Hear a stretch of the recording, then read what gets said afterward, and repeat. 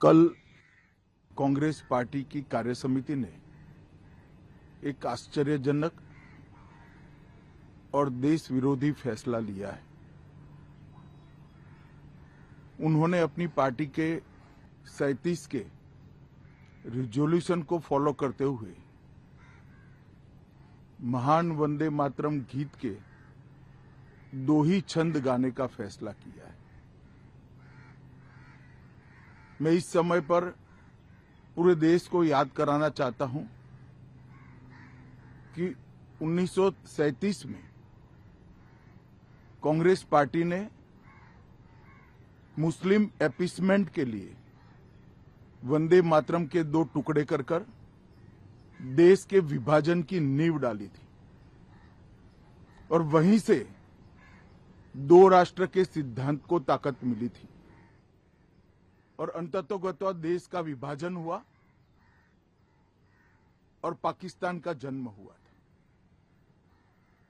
आज जब वो ऐतिहासिक गलती को वंदे मातरम के गीत के प्रागट्य के 150वें साल में नरेंद्र मोदी सरकार ने सुधार कर बंकिम बाबू की ये अमर कृति को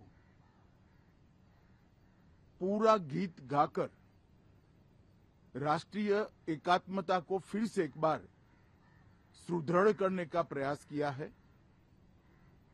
और सभी सरकारी फंक्शंस में इसको पूर्ण रूपेण गाने का जो निर्णय किया है वो निर्णय को कानूनी जामा भी पहनाया है।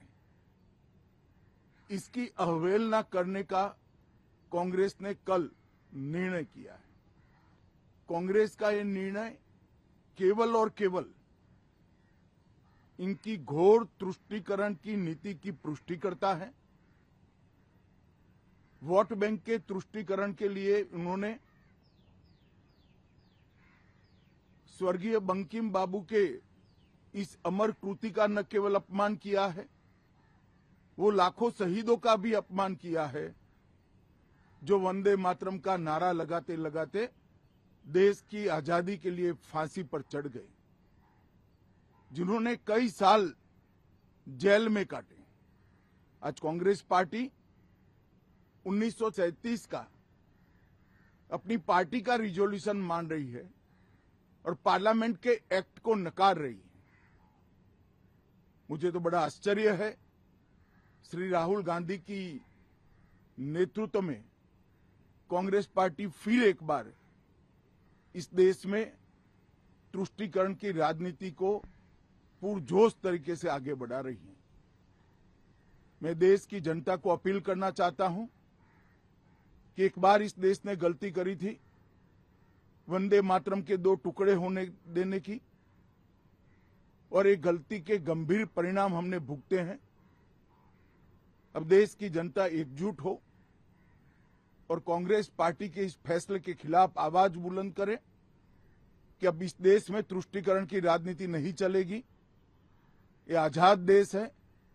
आजादी के 80 साल के बाद 1937 में जो फैसला कांग्रेस ने किया था, जिसको नरेंद्र मोदी जी ने सुधारा है, उसके सामने का कोई विरोध इस देश की जनता नहीं सहन करेगी। भारतीय जनता पार्टी कांग्रेस पार्टी के इस फैसले की कड़ी निंदा करती है और हम इसका जनता के बीच में और विधायी सदनों में भी पुरजोश विरोध करेंगे।